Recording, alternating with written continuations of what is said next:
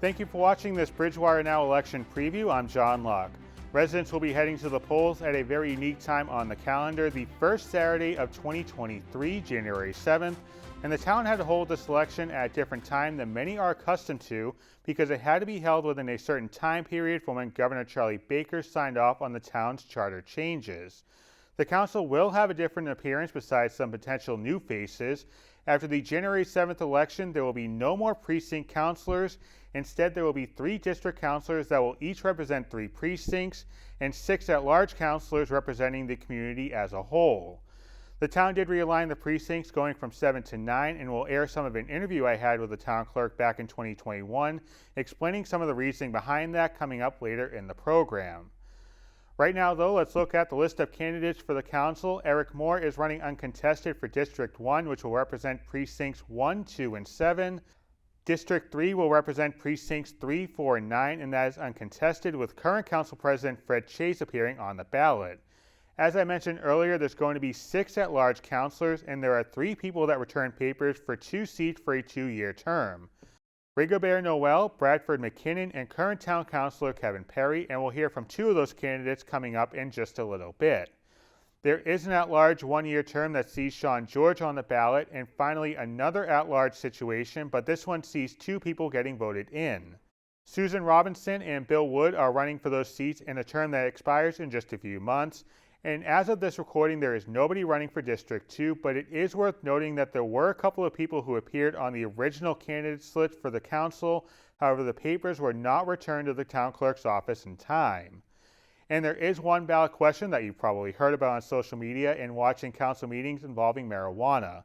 This would essentially allow the change for the 2 current medical marijuana facilities to convert to a marijuana retailer.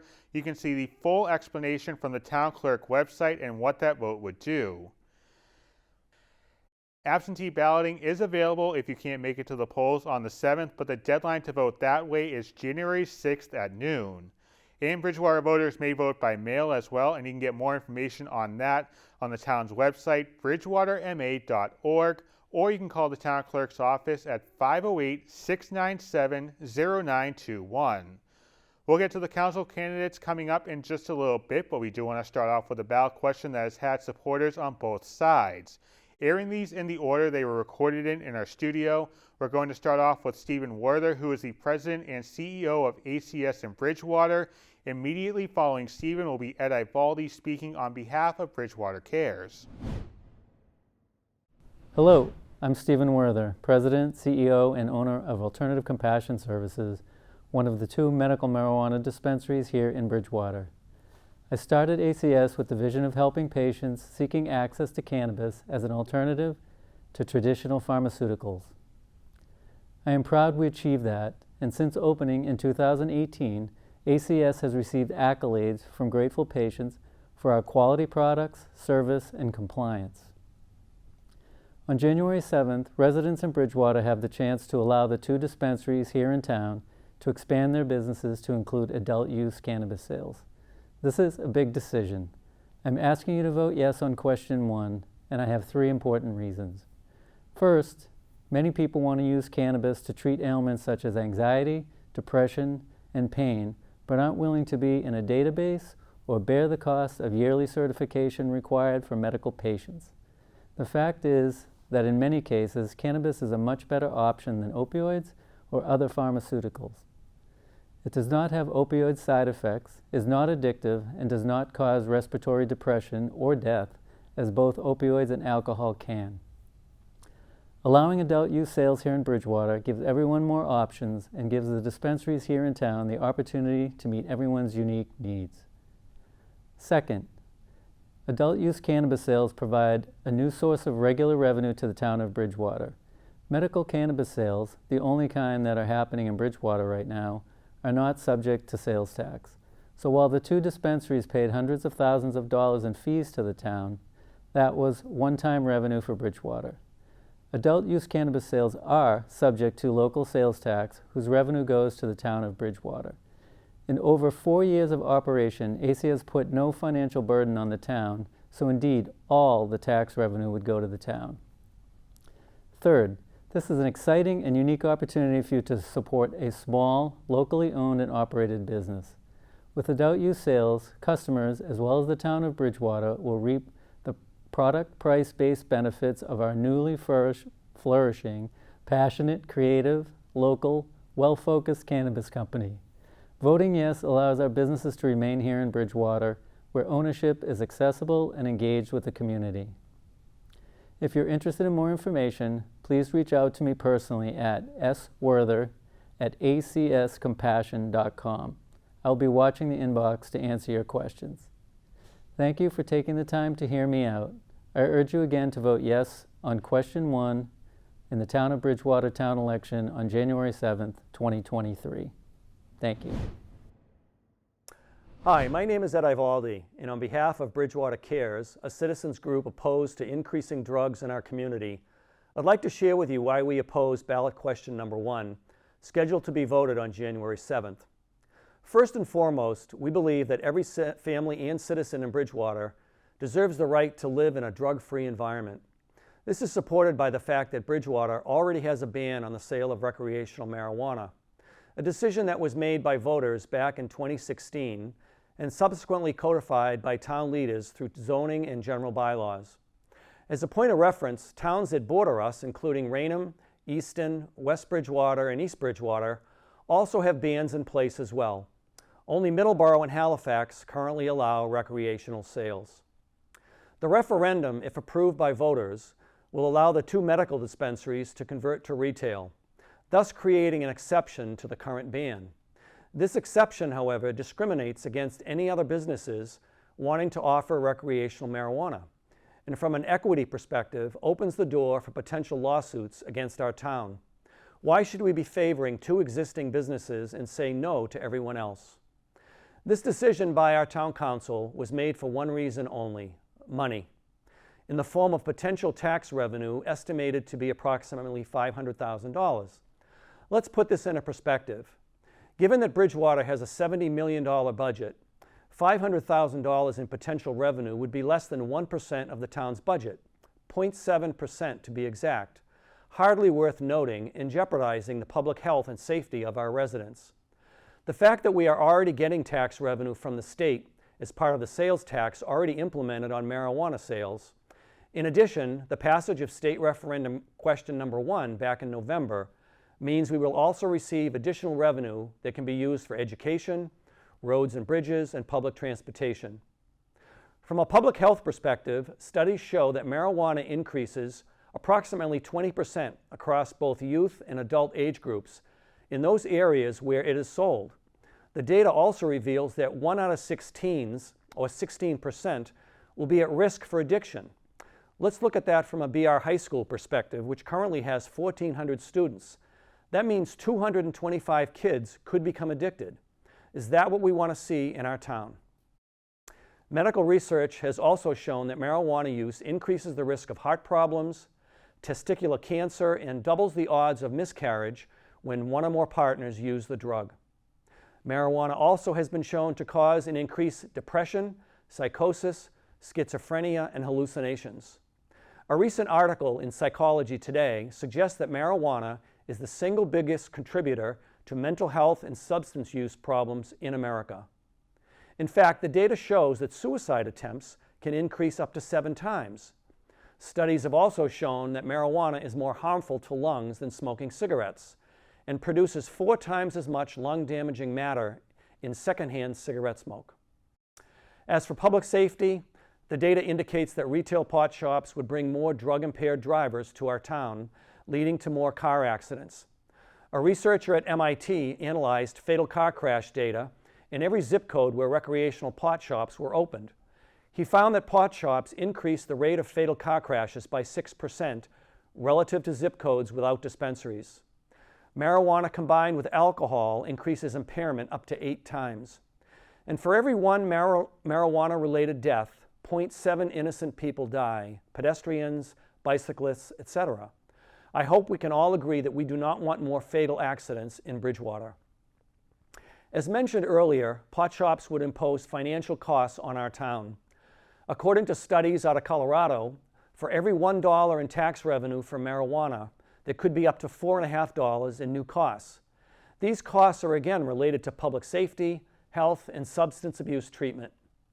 A detailed study conducted by the town of Haverhill estimated that 3 pot shops would cost their town approximately $157,000 in one-time costs and $1.3 million in annual costs, resulting in the need for additional police officers, school personnel, and health department and administrative resources.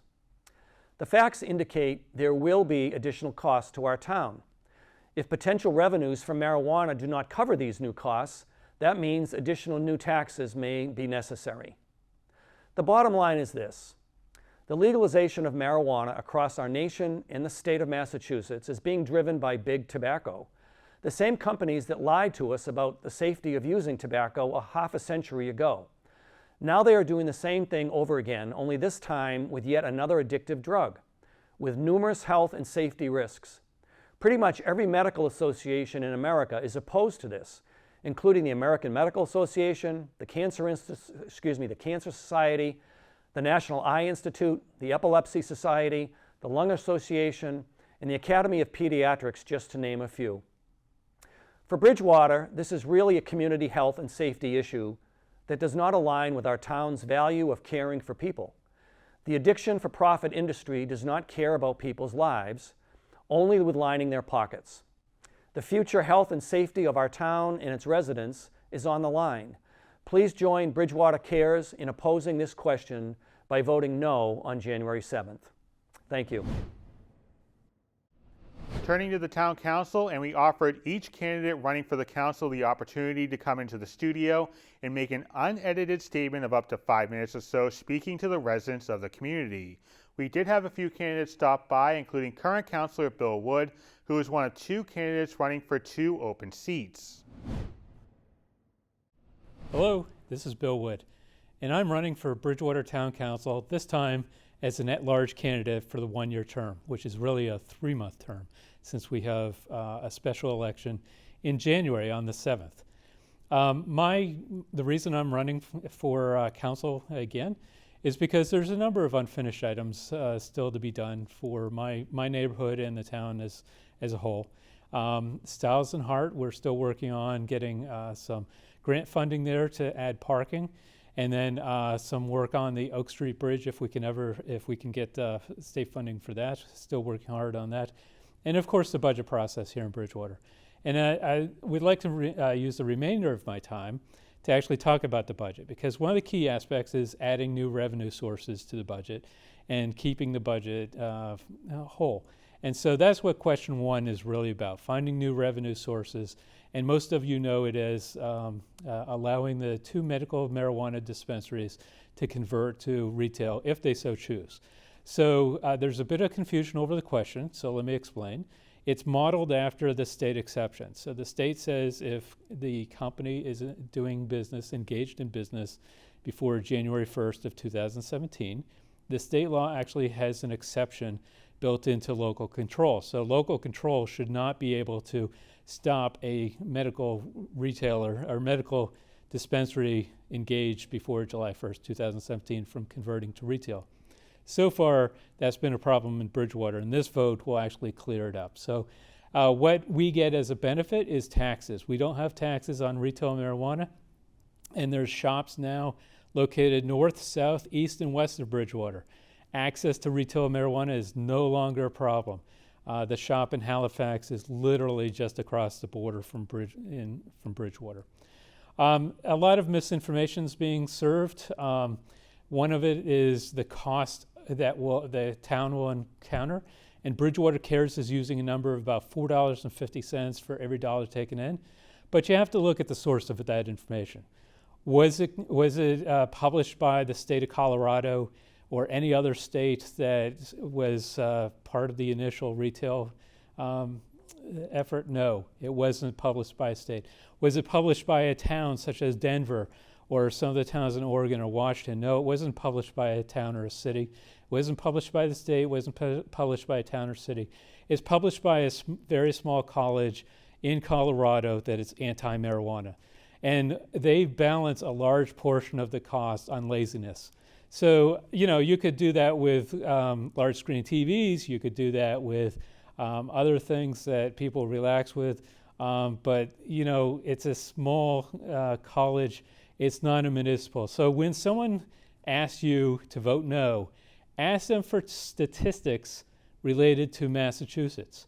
And what you'll find is that areas like Boston, which has many colleges and universities, is actually returning the host money back to the retail shops that was intended to use for mitigation, because they actually do not find that there's a rise in crime. They do not find that there are the massive health issues that Bridgewater Cares is talking about. So consider all the facts, look at the source of information, and believe me, when we say medical marijuana and retail marijuana has regulations, the state of Massachusetts has ensured that our regulations are one of the tightest in the country. And so when Ed IVALDI and Bridgewater Cares says that it's unregulated, absolutely untrue. It is highly regulated. There's cameras, security, testing, everything involved in making it a much safer market than alcohol is. And when you compare it against alcohol, there are dozens of sites in Bridgewater, stores and restaurants, where you can buy whiskey, vodka, and tequila, which have the same risk qualities as marijuana does, and could get into the hands of youth, just like, yes, possibly marijuana. But these factors are already present in Bridgewater. They do not increase. The 2 stores on Elm Street are already selling marijuana, but we can't tax them. So let's answer yes on question 1 and allow them to convert to retail if they choose, and then we can have additional taxes. On top of that, people ask, what happens to these taxes? Well, the town council can set the policy, a cash policy for what happens. So let's say the town council wants to have a cash policy that brings forward a dog park, or improves downtown, or fixes the Oak Street Bridge. The town council has that power to create that cash policy. So some people may say, oh, it's not worth it, but people can already buy retail nearby. It's minutes away, and we can't tax that. Let's make an effort to support small businesses in Bridgewater and gain revenue that is useful for the town of Bridgewater without digging into your pocket one more time. Thank you. This is Bill Wood, running for running this time at large, and I ask for your vote. Thank you. As I mentioned earlier in the program, there is one contested race on the ballot, a 2-year at-large term for the council, and 2 of the candidates recorded a statement. We start off with current town councilor Kevin Perry, followed by Bradford McKinnon. Hello, my name is Dr. Kevin Perry. I'm the current Precinct 2 representative on the town council, and I was the prior Precinct 4 representative a few years ago. I'm currently running for the at-large role on the council that expires in 2025. That position is up for election coming up on January 7th of next year. There's a number of positions of the town council up for election, so my hope is that everyone comes on out on January 7th to vote for who they like to see on the council going forward. My hope is that you continue to support me in my role on the council, as I've certainly enjoyed my years on the council that I've participated in so far. I have a great working relationship with the town manager as well as my other colleagues on the council. I feel that we've done a lot of great things over the years, and we have more that we'd love to do, including working on the revitalization of the downtown and the building of the new fire station. So please mark on your calendar, January 7th, come out and vote. I would appreciate your continued support, and I hope to see you January 7th. For any further information about me or my candidacy, please look up my page on Facebook, and I'd be happy to answer any questions through Facebook as well. Thanks again, and I hope to count on your support. Thank you. How are you? My name's Brad McKinnon. I'm running for town councilor at large in the contested race versus Kevin Perry and Rigobert Noel. I've been a long time, my whole life basically, besides maybe the first 1 or 3 years, resident of Bridgewater. Lived on Spring Street, Flag Street, and then back on Spring Street again, right next to where we are right now at BTV. No matter what, if I'm on the council or not, come January 7th, I'm still going to be putting in my efforts towards the town when it comes to right outside the BTV studio with Al from the Fire for Effect Foundation, cleaning up the old canoe launch, making that into a park. I got plenty of plans when it comes to helping the citizens of Bridgewater, when it comes to communication or just anything really. I'm just trying to help out the folks around town. The town's on a good track. We have been for the past few years, and if elected, I definitely continue to make sure that keeps happening. I'm not afraid to speak up. If you watch the debate, there's even a few things I said that you can tell caught a few people's eyes. I mean, I'm getting text messages from people saying, hey, surprised someone said it, and I'm glad someone said it, you know, and that's what I'm all about. It's just being flat out honest with everything, you know. Definitely need to work on stuff like this, public speaking. If you saw the debate, wasn't nervous or anything, but wasn't the best. I lost focus a little bit, and definitely something I'm going to work on. But if elected, I'll make sure everyone who emails me, reaches out, will always be heard from. Just me going out getting signatures, people are always saying, hey, if I vote for you, will you at least answer my emails? And when people said that people weren't answering emails, it's kind of a little much when we have 9 counselors. I know back then it was all the precincts, you know, this person represents this area, this person represents this area, and with the change and the counselors at large now, it's a little different, you know.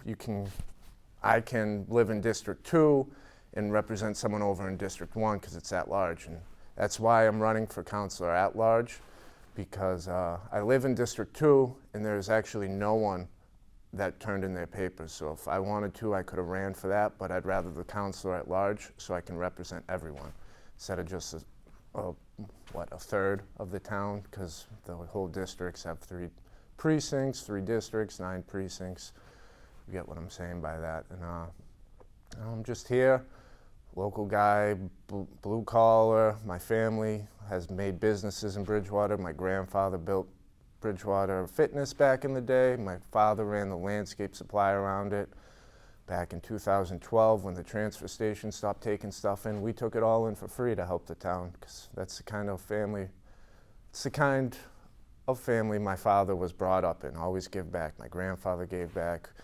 And if elected, though, main things I'm going to be looking towards is the center of town, cleaning it up. As of right now, I'm trying to be in talks with the guy that owns the building right on 18, right before Cumbies there.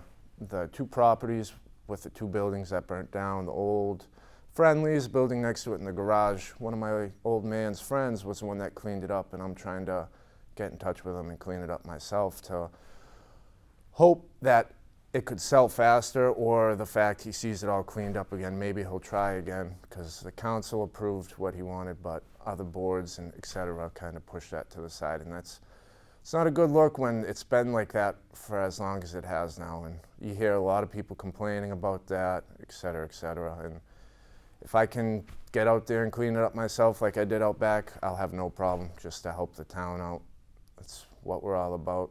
I come from a family who, my grandfather built high schools in Duxbury. He used to do gas lines, so I understand the infrastructure and all that, and this town isn't the best with the infrastructure. And I know 18 and 104, yeah, those are state roads, so that's not on us, but there are plenty of roads around the town that kind of need a little help, and it's a big problem in my eyes, bad roads. But definitely look into the infrastructure in this town. The communication, like I've said in the debate, if you haven't watched it, maybe watch it. It needs to be worked on in this town when it comes to just boards, talking to counselors. Everyone in the town hall talking to everyone needs to happen a little bit more for this town to continue on the pace that it's on, which if you pay attention to what Councilor Wood said in his debate, we used to be very negative, and the town's finally in the positive. So if we can keep this up, that's 2 thumbs up from what I see. So that's about it. I've lived in this town my whole life. I want to give back. I come from families that know plenty of when it comes to the construction fields and all that infrastructure.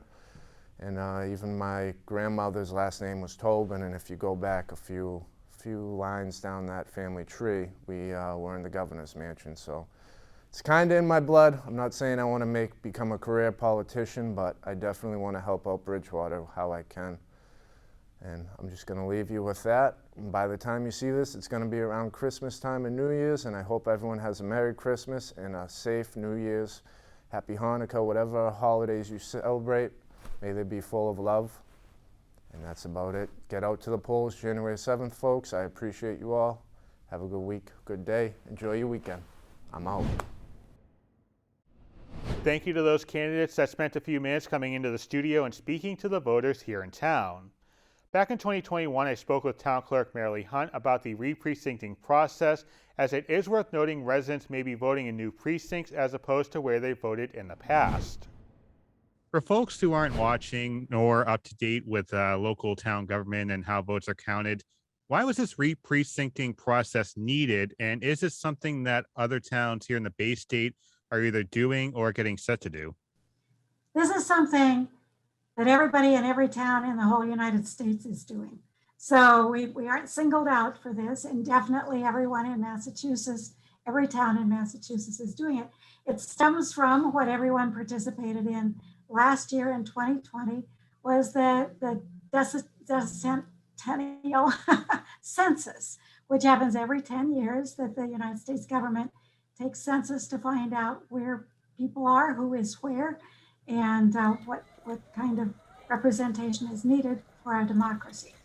So when people fill that out, all those numbers go back to the federal government. They get sorted by state, and we get them back here to find out how many people we really have living in Bridgewater. And that's the beginning of it. And in Bridgewater, we knew our population was going to have grown. We've seen certain things. We've seen the Calthrop Preserve, we've seen Viva, we've seen Access, some of the larger housing developments. So we knew there were going to be quite a few more people in Bridgewater, but we didn't have any idea how many.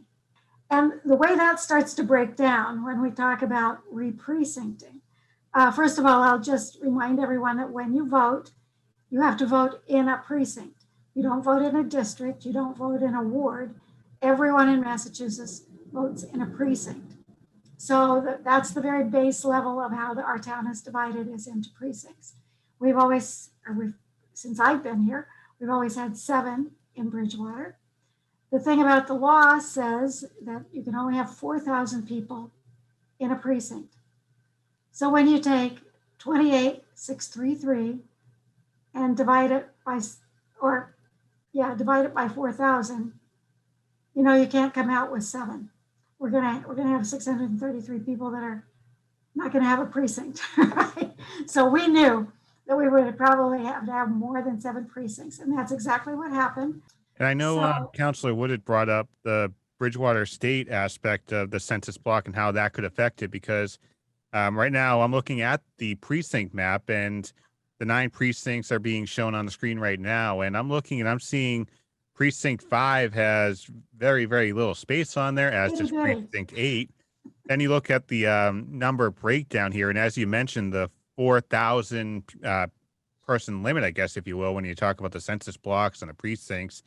Right now, I see the largest one, according to the PowerPoint that you showed, 3,291, oddly enough, in Precinct 5, the smallest precinct on this new map. Isn't that interesting? And that was a big difficulty for us, because kind of naively, before we started all this, or before I started all this, I was naive about it. And I thought, Precinct 5 is always so difficult for the counselor to get enough signatures, because most of the population is at the university. So we'll find a way to divide that up and give that counselor a chance to have more voters, because we know that even though the population is at the university, it isn't a voting population within Bridgewater. And the same thing happens at the institution, at the correctional facility, where they have 4 institutions there that are quite a bit of population, but not voters.